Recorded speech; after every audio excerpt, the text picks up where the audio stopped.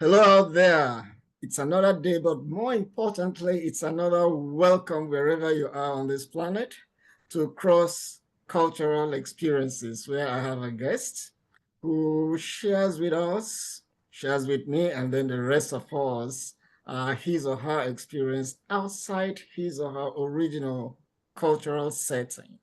And more importantly, what did you learn from that? All right. So today I have somebody who has a wealth of experience, somebody who has been almost everywhere on this planet, and somebody who has been both private sector and public sector. He is somebody I call Mr. Experience, and the name is Ross. You're welcome to the forum. Thank you. Right. It's great to be here. I appreciate it. Okay, briefly introduce yourself, and then we go into action. Sure. Well, my name is Russell Mack, and I'm an instructor at Texas Christian University. I'm in the Department of Strategic Communication, and my specialty is public relations in general, and in particular, I focus on writing. I've spent more than 40 years in the world of public relations in government, and then in the corporate world, and also in the agency world, advertising and PR agencies. And I did all of that for more than 40 years before beginning to teach at TCU. So I focus on teaching my students how to become better writers, how to better understand the world of PR, and how to do effective how to do effective writing in the world Right. of PR and marketing. And so would it be nice to call you Mr. Encyclopedia of PR after 40 years? I used to round up when I would say how many years I've been in this business, and now I'm at an age where I round down. Uh, all right. Okay. Let's round up to your experience, the one you want to share with us on this Sure, forum. sure. Yes. Well, before coming to TCU, so this is 10 years ago, in the latter stages of my corporate career, the last position I had before becoming a teacher is I was a member of the board of directors and an executive vice president at a holding company. And this holding company owned 9 or 10 other companies in various places, various countries around the world. And so in this position, I sort of oversaw communication for these various companies. There was one in Australia, there were a few in the United Kingdom, a number of them in the United States, and so forth. And so the first experience that comes to mind was the first time, and really the only time I ever went to the Middle East. One of our businesses was trying to sell a product, had to do with germ killing, an antibacterial product in the Middle East. And I was asked to go over there to speak with various people who would be working with us and potential customers to buy this product. And I was sent to Dubai in the United Arab Emirates. And for me, this was a big deal because I'd never been to the Middle East and I was somewhat apprehensive of it. And it was entirely new and entirely different. So I flew to Dubai and I spent a few days there, sort of acclimating myself. And then I was sent over to Abu Dhabi, the capital of the United Arab Emirates. And in Abu Dhabi, I met with officials of an oil company because we thought that this oil company might be able to use our product to disinfect some of their facilities in oil production. And So so I remember very sorry, it clearly. must have been an environmentally friendly germ killing thing. It was Okay. environmentally friendly, exactly right. And Okay. the idea was that I and some other people were to explain what the product was, Okay. and then they would tell us whether there might be an application in their Yeah. company rather, excuse me. And so I went over there, and I had somebody with me, and we went to Dubai. And we went to this high-rise building, a massive building there, and on the top floor was where we were meeting with these officials from this United Arab Emirates based energy company. So Yeah. we went up the elevator. I remember it seemed like it was like 500 floors. It wasn't, but it felt that way. Okay. Oh, And we that's got to the high. top, and we went into a conference room and we were asked to wait there in the conference room until the members of the company came out, the officials we were meeting with. And so we're waiting there, and I'm looking around and I'm feeling to myself, this is very unfamiliar to me. I'm not familiar with this company. I'm not familiar with being in this city, nor in this country, nor in this part of the world. Yeah. But I thought, well, I'm just talking about my business, so it shouldn't be all that difficult. But the moment came when about 5 or 6 people came into the room, and there were some who were men, and there were several women, and they were dressed in a variety of clothing. Most of the men were wearing business suits, but there were some Yeah. who were wearing robes, the Middle Yeah. The Eastern Middle Arab Eastern. robes. Okay. Yeah. And Right. then the women, the same thing with the women. I believe there were one or two of them who were dressed in more conventional Western style business suits. And there were one or two of the women who were wearing, they weren't fully covered, but they were Okay. wearing, gowns. Right. And so the first thing I did naturally was I went up to them and started shaking hands and introducing myself. And I went to Yeah. the first person who came to me. I shook my hand. I told them who I was. Nice to meet you. Went to the next person, shook hands, and they came around and I came around to the first woman. And I Yeah. came up to her and I started to reach out my hand and Yeah. to shake her hand. And she went like this and she pulled back. Okay. And I said, I really felt bad. And I said, I'm so sorry. And she it was very nice. She said, oh, no. She said, I just wanted to tell you, I'm Muslim. And she said, in my culture, I cannot touch another man, a man who I don't know, who Oh. is not a member of my family. And Oh. I felt so bad. And she was very nice about it. She didn't show any signs of embarrassment, which said to me, that's not the first time that had happened to her. But I Okay. felt really stupid because I felt, why had I not known that before going to a meeting with representatives of another culture? Why? Especially as somebody who is into strategic communication. Exactly. That's the sort of basic thing I should have known. She shouldn't have had to tell me that. And Yeah. I felt so stupid about it, not because of what she did, but because I didn't take the time to do my Yeah. homework and realize such a basic fundamental fact. You don't proposed to physically touch a Muslim woman. And, it was for me a teaching moment. I just Yeah. felt I should have known better. Right. And which is one of the things, about this forum. If you're going to another place, you probably take a little bit of time to understand how it goes so that you save yourself such moments of what I call profound embarrassment. It was profound embarrassment because not only did I feel personally embarrassed, Yeah. but I felt that I had sent a message to them the message that I had sent to them was my company didn't take the time and effort to learn this, and I didn't. And so, what does that say about my company? My company must Oh, be not very culturally sophisticated or even on the basics. uh-oh. And so I was sending a message about myself personally without realizing it, and I was sending a negative message about my company. Yeah, but the good thing is that, as you said, the lady was very understanding, you She know, was. She was very, because at very times gracious. people make accommodation for, such little bits of this and that, knowing that nobody knows it all.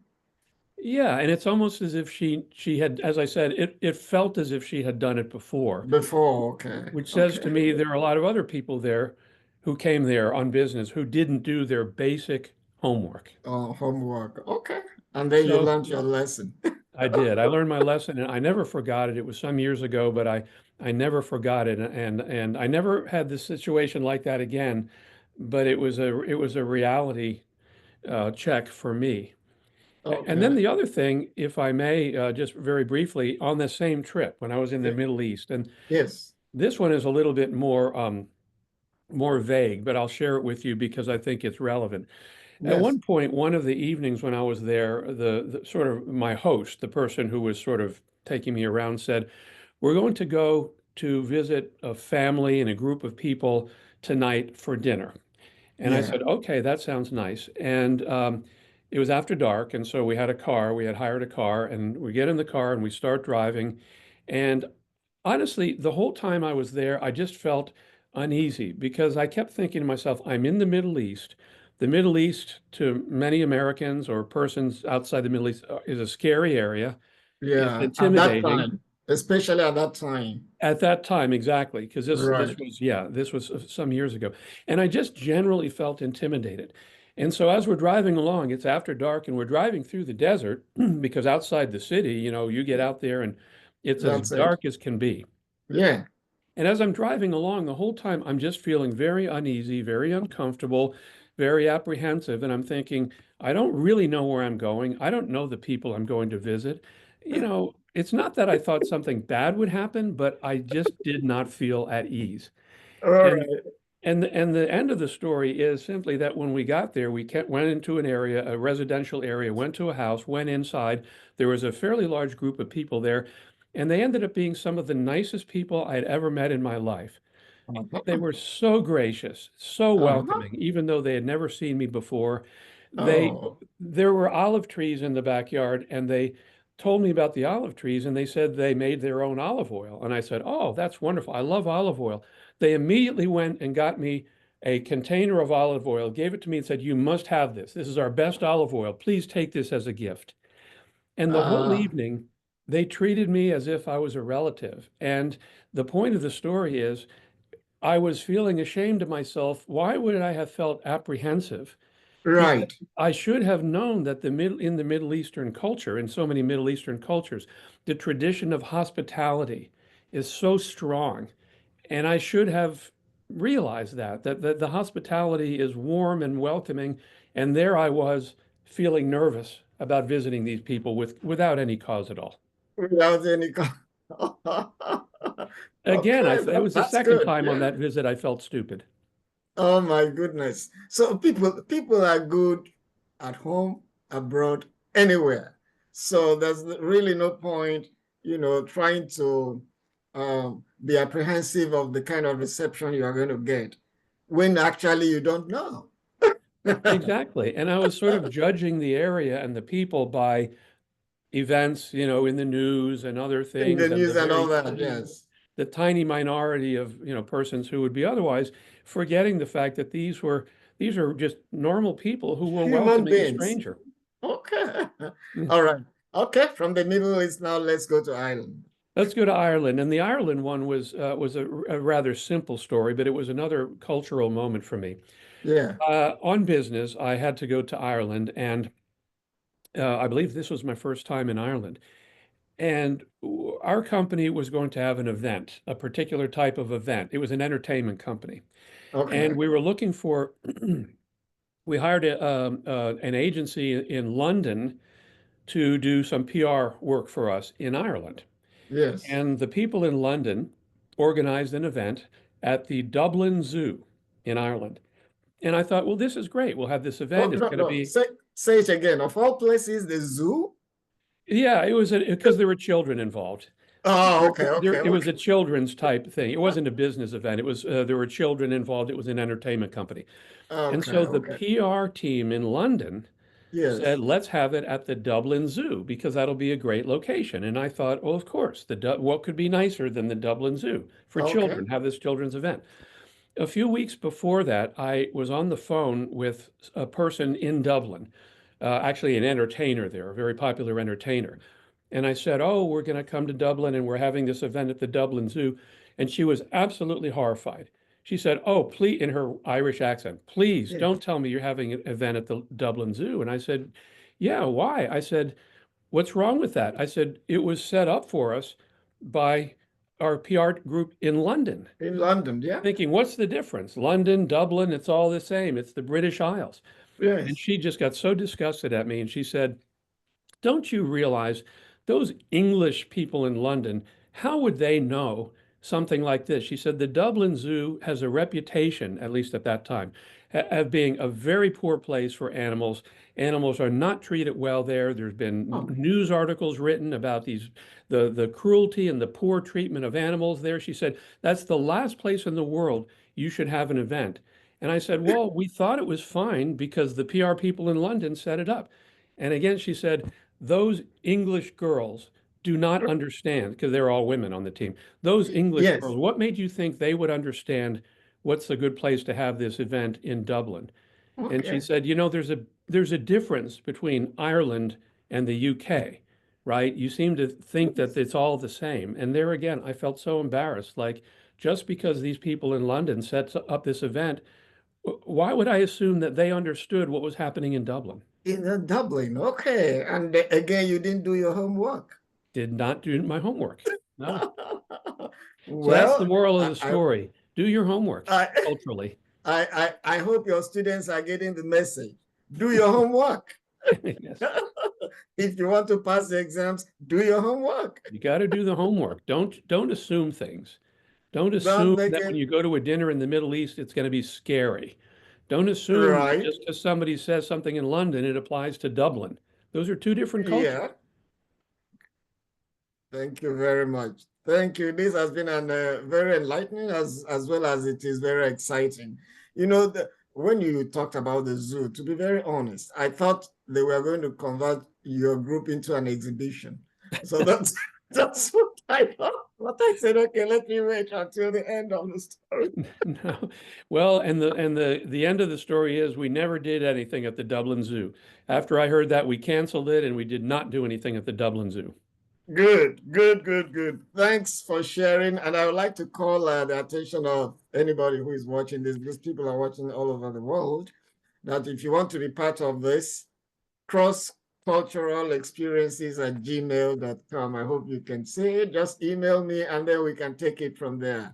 Cross-cultural experiences at gmail.com, because we need to share some of these experiences so that you know the basic thing. You know, in fact, some people get into trouble, you know, when they are traveling to an unknown place, not because they had bad intentions, but they just commit offenses without knowing it. And then they get into serious trouble, you know. And so I understand. Then, but like I said, I'm sure your students are getting the right message. Hopefully they will. I was the student. I was the student who failed 3 times Oh, on those occasions. on those occasions, but the student became a teacher. Student became a teacher, and I learned my lesson from Thank you experience. very much.